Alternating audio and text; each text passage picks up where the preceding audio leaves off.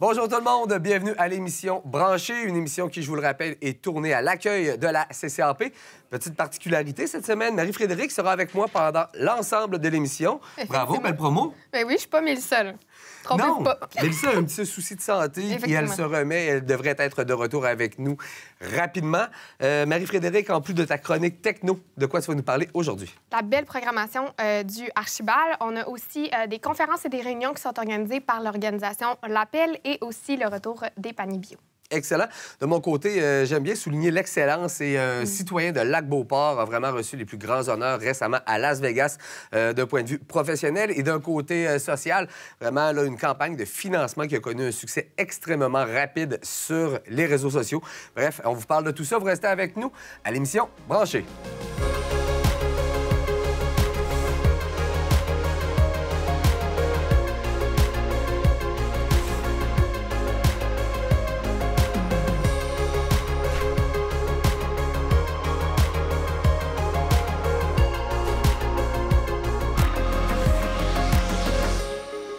L'émission Branchée en beauté, on a nos actualités ccap.tv avec Francis, maman globe-trotteuse au Costa Rica. Le guide de voyage, parle-nous de ça. Oui, bien, Maman Globe-Trotteuse, vraiment une référence pour ceux et celles qui veulent voyager en famille, trucs et astuces, tout ça est disponible plutôt dans le contenu qu'elle propose. Et on vous invite à vous rendre au ccap.tv dans la section de l'émission Maman Globe-Trotteuse au Costa Rica et vous pourrez télécharger votre guide voyage, qui est celui que j'ai ici. Donc, plein de petits trucs, conseils, astuces pour bien voyager avec toute la famille. Puis, tu as un rappel aussi à nous faire pour notre télé locale. Oui, bien en fait, on a un service de babillard qui est toujours disponible et on rappelle aux gens, la procédure est assez simple. C'est un service qui est offert gratuitement. Les gens, donc, à nous faire parvenir les différentes informations concernant les événements ou activités qu'ils aimeraient nous voir promouvoir. Donc, pour accéder au formulaire, visitez le ccap.tv dans la section babillard. Et finalement, la fameuse page Facebook, sachant qu'on a toujours des belles nouveautés, Francis. Oui, bien c'est cool. On a franchi le cap des 2000 personnes qui ont cliqué « like » sur la page Facebook. Donc, on vous rappelle que tout le contenu qu'on produit, ou presque les liens, sont disponibles via la page Facebook. Donc, c'est un excellent moyen de nous suivre. Mais c'est aussi un très bon moyen, en fait, pour les gens qui utilisent nos services pour promouvoir leurs différents événements, de partager cette page, de la faire liker. Donc, plus on aura de likes, plus notre impact sera grand dans les différents événements de notre communauté. Donc, j'ai suffisamment parlé. Marie-Frédérique, tu as des trucs techno? Effectivement, je commence avec une rafale d'informations technologiques. Je trouve ça tout le temps le fun d'avoir un petit wrap-up. Ben oui. Oh mon Dieu. Aïe, aïe, aïe. Fait que maintenant, on peut transformer les tableaux Excel, en fait, les photos en tableau Excel. Donc, si vous retrouvez un tableau Excel, des données ou des statistiques, vous les prenez en photo, puis ça va se convertir automatiquement, intégré dans un tableau Excel, ce qui peut être pertinent pour tous les gens qui travaillent avec les tableaux Excel. Sinon, la reine Élisabeth II est maintenant sur Instagram. Oh là là! The Royal Family. Si vous voulez aller suivre, quand même, on aime tout le temps ça, regarder qu'est-ce qu'ils font. Mon premier sujet aussi, je vais vous parler des plateformes de sociofinancement. Je sais que ça a été parlé à CCAP. Tu as d'ailleurs accueilli Nicolas, qui est venu il y a quelques semaines sur le plateau pour vous parler des plateformes. Mais encore plus, je veux qu'on mette d'avance ce modèle-là d'entreprise, étant donné que ça peut convenir pour tout type de projet. C'est qu'est-ce que je trouve vraiment intéressant, dont un qui m'a vraiment, accroché. C'est l'histoire d'une femme qui avait le cancer, puis elle, ça a tellement pris du temps dans ses journées qu'elle n'avait plus d'argent pour payer son loyer ou quoi que ce soit d'autre. Donc, elle a fait recours à du financement participatif. Puis c'est comme ça qu'elle s'en est sortie, d'ailleurs. C'est quand même impressionnant de voir, oui, des projets à but lucratif qui s'en vont là-dessus, qui se lancent sur ce genre de plateforme-là pour tester le marché, mais aussi de rencontrer des gens qui sont en difficulté, qui peuvent utiliser ce modèle-là. Pour moi, je trouve que c'est des plateformes qu'on devrait visiter à même titre que Twingo ou à même titre que Outgo, par exemple. Mais c'est intéressant pour les entrepreneurs parce qu'en même temps, tu sais, il y a derrière cet exercice-là une première étude de marché, en quelque sorte. Là, on peut croire que notre idée elle est parfaite, mais si personne n'embarque dans notre sociofinancement, bien, peut-être qu'on faudrait revoir la formule. Mais d'un côté social aussi, on peut prendre un exemple très récent. Un père de famille, 2 enfants, avec sa blonde qui vit avec un cancer du cerveau depuis 2017, a réussi en dedans de 12 heures à lever... il avait un objectif de 50 000 $ pour aller chercher un médicament qui était important à sa guérison et qui n'est pas couvert ni par la RAMQ ni par son assurance. Donc, il a lancé une campagne de sociofinancement et en moins de 12 heures, il a vraiment là, ramassé le 50 000 Il était même à 64 000 amassés la dernière fois que j'ai vérifié. Bref, un outil qui est très utilisé dans des situations comme celle dont je viens de parler, là, particulièrement beaucoup aux États-Unis, mais ici, de plus en plus. Donc, faire appel à la force du groupe via des plateformes comme celle-là, ça peut vraiment régler des... Celle aussi qui est qui est au Québec, là, que je vous conseille, ça s'appelle La Ruche, que vous avez rencontré, comme je mentionne. L'inscription est super facile, c'est vraiment intuitif. On va s'inscrire, c'est pas plus compliqué que ça. Il y a quelques sections à répondre. Puis rendu là, c'est sûr que votre campagne connaît succès parce que c'est sûr que La Ruche aussi offre une certaine visibilité. Puis je sais que l'équipe derrière, eux, sont vraiment là pour vous épauler tout au long durant votre projet. Donc, si vous voulez aller les suivre, c'est sur la page Facebook de La Ruche Québec. Excellent. Sinon, mon deuxième sujet, c'est Lexia aussi, une entreprise québécoise. C'est de mes amis qui ont décidé de lancer ce projet-là suite à leur bac. En fait, c'est pour faciliter la vente et l'achat de livres. Donc, c'est une plateforme qui est comme une coop, mais en ligne. Au niveau de l'achat, c'est super simple. C'est 4 questions. Au niveau de la vente, 4 questions qu'on répond. Ensuite, il y a un algorithme sur Lexia qui permet de proposer un prix de vente pour le livre. Puis par la suite, on le met sur la plateforme. S'il y a un acheteur potentiel, Lexia vous met en contact, puis vous êtes responsable de l'achat. Il faut savoir que Lexia prend aucun dollar sur le montant, bien évidemment, parce que si c'est un échange en argent, bien, Lexia n'a pas le contrôle. Mais c'est au niveau des associations étudiantes, par contre, que Lexia peut... c'est en fait votre association étudiante qui doit engager Lexia pour pouvoir que vos étudiants aient accès à ce service. Exactement. Une espèce de Kijiji un peu mieux ciblé par rapport aux livres. Exactement. Puis, comme je vous dis, c'est ça, il n'y a pas d'argent. Vous, ça ne vous coûte rien. C'est vraiment au niveau de l'association. Donc, si vous voulez le proposer à n'importe quelle institution proche de chez vous, je pense que ça pourrait être une super de belle solution. Actuellement, ils sont au Québec, sont dans quelques universités, mais pourquoi pas lancer le projet au niveau primaire ou même secondaire? Maintenant, les jeunes sont tous sur leur tablette, donc pourquoi pas encourager une belle entreprise de Québec? Donc, 2 jeunes entrepreneurs, comme je vous dis, 23, 24 ans. Je pense qu'on va attendre de parler d'eux. Exactement, Lexia. Ça fait le tour? Exactement, ça fait le tour. Mais je suis encore là, hein, je reste. Non, oui, reste là. En fait, tu vas me quitter pour quelques instants parce que, vous l'aurez peut-être remarqué, hein, sûrement, on a passé outre l'actualité télé. C'est parce que j'ai décidé d'en parler dans quelques instants avec Marco Gonzalez de la CCAP.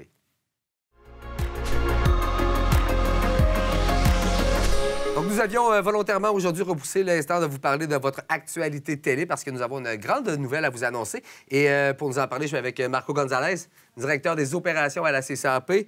Marco, bienvenue. Bien, merci de m'avoir ici. Bonjour, Francis, ça va bien? Bien, ça va très bien et c'est un plaisir de t'avoir parce que là, tu fais nous parler d'un nouveau service que vous avez enfin et que vous allez pouvoir offrir aux abonnés télé de CCAP. Tout à fait. C'est le service de? La vidéo sur demande. Donc, Marco, c'est un service qui était très attendu. Explique-nous en quoi consiste la vidéo sur demande. Très simple. Je peux te dire que genre des Netflix, mais qu'on va tout simplement adapter au service résidentiel. Donc, autrement dit, ça va aller directement en fonction du forfait que tu possèdes par rapport à ton service télé. Alors, il faut le voir comme une bibliothèque qui est disponible chez vous, sans savoir besoin, par exemple, d'avoir enregistré une de tes émissions qui t'intéresse. Si cette émission-là se retrouve dans la base de données de la vidéo sur demande, elle est disponible à toi pour que tu l'écoutes au moment où tu veux, que tu mettes pause, que tu puisses l'arrêter, que tu puisses la reprendre la journée même ou la journée d'après, si tu veux. Et tout ça, bien évidemment, relié au contenu que toi, t'aimes avoir. Car si tu as un forfait, par exemple, chez vous, qui comprend des chaînes principalement francophones, les contenus qui vont se retrouver dans les contenus à la carte, ça sera du contenu francophone selon la disponibilité des contrats, relié aux chaînes que tu possèdes dans ton forfait de télévision à la résidence. Vraiment, tu crées une banque, une bibliothèque de contenu à ton image parce que, en fait, là, les gens choisissent eux-mêmes leur forfait télé. Exactement. Donc, les particularités peut-être à mentionner, c'est qu'il y a 2 prérequis qui sont importants. Tout d'abord, il faut avoir les services d'accès numérique dans notre dossier. C'est ces services-là qui vont nous permettre d'activer la vidéo sur demande sur le décodeur de la CCAP. Deuxièmement, on doit avoir une version compatible des décodeurs. Donc, c'est normalement les versions 6, 8 et 10, lesquelles sont aussi les décodeurs qui nous permettent d'avoir les formats pour la CCAP en fonction de la VSD, car ce qu'on appelle la VSD, vidéo sur demande, parce que on a décidé de lancer uniquement en format haute définition. Donc, ça nous permet d'avoir du contenu de très haute qualité, sauf que ça prend aussi l'équipement qui va avec pour pouvoir profiter de ce service-là. Excellent. Ben, c'est peut-être le moment de rappeler aux gens que c'est possible d'acquérir des équipements, de faire une mise à jour de nos appareils en utilisant leur ristourne. Parce que, sinon, est-ce que c'est un service, c'est une plateforme qui va être gratuite? Oui, c'est une plateforme qui est gratuite. Au fait, comme je te disais, il y a le service d'accès numérique qui doit être disponible dans le dossier client, mais autre que ça, il n'y a pas un frais fixe à payer exclusif à la vidéo sur demande. OK. Parle-moi maintenant du contenu qu'on retrouve en vidéo sur demande. Oui, le contenu, présentement, je te dirais que notre bibliothèque, on est fiers de dire qu'on a près de 10 000 titres qui sont disponibles dans la plateforme de la vidéo sur demande. Le contenu, en réalité, c'est un contenu qui est variable en fonction de, par exemple, ton forfait télé.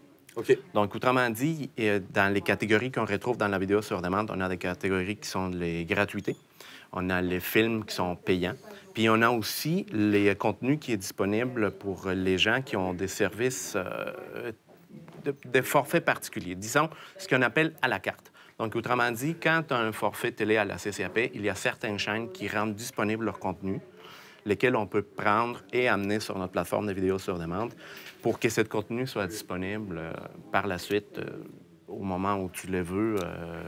Mais ce sont vraiment les diffuseurs qui décident de quel sera le contenu qui va être disponible en VSD. Exactement. Donc, et ça, c'est une partie qui est importante, effectivement, à expliquer mieux d'une certaine manière, car ce ne sont pas toutes les chaînes qui permettent d'avoir du contenu disponible sur la vidéo sur demande. Ce ne sont pas toutes les émissions qui sont disponibles non plus. Donc, autrement dit, par exemple, je pourrais te dire l'exemple des Radio-Canada ou Télé-Québec. Radio-Canada ou Télé-Québec, ils ont un contenu qui rend disponible sur la vidéo sur demande, mais ça ne sera pas toutes les émissions qui passent à Radio-Canada qui se retrouvent dans la vidéo sur demande pour différentes circonstances. Je pense qu'il y a une quantité maximale aussi que les diffuseurs peuvent avoir en ligne en même temps.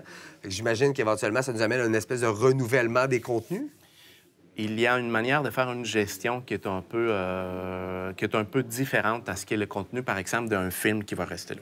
Autrement dit, les diffuseurs nous disent qu'il y a une quantité X des contenus qui est disponible pour une période X. Donc, ça se pourrait qu'une série qui est aujourd'hui est très populaire, on ait accès à la saison numéro 1, mais que dans 3 semaines, a émis une date des péremptions, si tu veux, des fins pour cette série-là.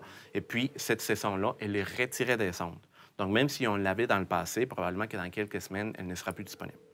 Autant que, des fois, on peut avoir des émissions qui sont en direct, lesquelles on reçoit de manière ponctuelle et uniquement au moment où l'émission est soit mise en onde, au moment même, ou bien peut-être 1 heure plus tard après que l'émission soit finie. Donc, ça dépend vraiment du fournisseur. C'est pas tant une question des capacités, sinon une question des droits de diffusion. OK. Tu sais, récemment, il y a la plateforme CCAP Go qui est disponible. Là, vous arrivez avec la VSD. Ce serait quoi la grande différence entre les deux plateformes? Oui, il y a une différence, effectivement. Puis je pense que c'est une offre qui vient tout simplement se complémenter. Donc, la différence entre les deux, c'est que la vidéo sur demande vient compléter la possibilité d'écouter les émissions qu'on veut écouter au moment où on les veut sur notre télé. Donc, tu pourrais commencer une série, par exemple, il y a une saison qui t'intéresse d'une série en particulier, tu peux les commencer à 3 heures de l'après-midi et tu peux l'écouter toute la soirée si tu veux. Tu vas pouvoir mettre pause et tu vas pouvoir les reprendre le lendemain. Tandis que les services qu'on considère, par exemple, pour te nommer les services Indigo avec lesquels on pouvait parfois louer un film où il y avait des séries, bien, il fallait que ce soit ponctuel. Donc, il y a un horaire à respecter. Aussitôt que tu as écouté ton émission, à moins de l'avoir enregistrée, tu perdais la possibilité de pouvoir la réécouter à nouveau. Tandis que la possibilité d'avoir les services de vidéo sur demande te permet de l'écouter au moment où tu veux, puis de les conserver pour les temps que tu veux, tant et aussi longtemps que l'émission soit disponible sur la base de données. De façon rapide, là, pour les gens qui veulent essayer la VSD? Oui, absolument. Il s'agit, c'est vraiment très simple, il s'agit uniquement de prendre ta télécommande, épaisser sur le bouton « On demande ». Et si jamais tu as une télécommande qui n'est pas celle des plus récentes, tu peux tout simplement aller dans la plateforme de ton décodeur. À l'allumage de ton décodeur, il va y avoir un menu qui apparaît à l'écran sur lequel tu peux choisir les options, sinon tout simplement aller jouer dans la plateforme là, pour aller activer l'option de vidéos sur demande. Excellent. Un bel ajout, en fait, qui vient vraiment compléter l'offre de service. Moi, je suis un fan de la plateforme CCAP Go. Puis de savoir que dorénavant, bien, via la VSD, on va pouvoir être plusieurs à écouter du contenu en même temps sans avoir de chicane au niveau du data ou du lag. Quand vous avez des gamers à la maison, des fois, ça peut avoir un impact. Des fois, le contact humain est intéressant aussi. Les gens peuvent communiquer avec vous? Absolument. Au fait, il y a 3 façons d'avoir accès à l'information. On a tout d'abord une section sur notre site Internet. Oui. Dans cette section-là, tu peux trouver plein d'informations concernant la vidéo sur demande. Donc, par exemple, les chaînes que tu peux retrouver dans les contenus, de quelle façon tu peux accéder, de quelle façon tu peux faire la gestion de ta plateforme. Tu peux aussi t'abonner sur ton espace client à l'infolettre de la CCAP. Et tu peux aussi, bien évidemment, contacter nos gens de service à la clientèle au numéro de téléphone 418-849-7125 ou bien toujours envoyer un courriel à l'adresse info@commercialccapcap.com. J'ai été à dire peut-être un dernier commentaire que la gestion, justement, qui est faite au niveau de la plateforme, si les gens décident par exemple, n'est pas donné accès nécessairement à ses enfants pour qu'ils fassent la location de films ou pour qu'il y ait un meilleur contrôle par rapport au contenu qui est vu à la résidence, ils peuvent toujours activer les contrôles parentaux, lesquels vont tout simplement leur donner un coup de main, disons, avec ce qui est... Pour la gestion interne. Pour la gestion interne, parce que des fois, on sait que c'est nécessaire de prendre des mesures de cause. Absolument. Marco, merci beaucoup. Merci à toi. Merveilleux. Bien, merci. Vous restez avec nous. L'émission Branchée se poursuit dans quelques instants. Cette fabuleuse émission se poursuit avec votre actualité événementielle et culturelle. Et Marie-Frédérique, on commence avec la programmation de l'Archibald. Effectivement, vous savez tous que je suis une fan. Il y a quelques semaines, j'étais déjà sur la scène à chanter Summer of 69, effectivement. Alors, vous allez peut-être me retrouver le 20 mars dès 20h30 avec Fred Matt. Sinon, on a le 22 mars à 22h qui est Playlist. Le Playlist vous interprète des succès d'hier à aujourd'hui. Sinon, on a le 23 mars à 22h avec Beat Trip Trio. Finalement, le 28 mars à 20h30, Replay Duo avec Nancy Verrette et Marie-Pierre Labbé-Francoeur. Si vous voulez plus d'informations sur la programmation, vous pouvez aller au archibaldmicrobrasserie.ca. Excellent. Je vous parle du nouveau du côté de Notre-Dame-des-Laurentides. Le café-boutique Par là-bas a ouvert ses portes. Il est situé sur la rue Georges-Muir. Le café-boutique Par là-bas vous offre des expositions temporaires, des herbes fraîches, du vrac et bien plus. Le tout dans une ambiance chaleureuse avec un mobilier entièrement fait de matériaux recyclés. Le Café Par là-bas s'inscrit, il est membre du circuit Zéro déchet qui vise à mettre en lumière, en fait, les commerces soucieux de vous aider à réduire les déchets à la source et qui sont près de chez vous. Donc, le Café Par là-bas sur la rue Georges-Muir. On a aussi une invitation à tous, 4 à 8 conférences de l'Assemblée générale annuelle de l'Appel. Donc, vous avez envie d'en apprendre davantage sur les divers projets qui sont menés par l'Appel et ses collaborateurs. Vous l'assistez sinon à une soirée conférence qui va être organisée à l'Université Laval. L'organisation, en fait, va faire ça le 25 avril de 16 à 20h au pavillon Genet H. Kroger de l'Université Laval. Aussi, je veux vous mentionner que l'Appel est à la recherche de citoyens pour les aider avec le Marais du Nord. Donc, si vous aimez ça, faire de la randonnée pédestre ou autrement, vous avez du temps, si vous voulez vous impliquer dans un projet qui va mener votre créativité à un autre niveau, animer le site, faire de la patrouille ou autrement aider avec l'entretien des sentiers, vous pouvez leur écrire à information@appel-marais-du-nord.org.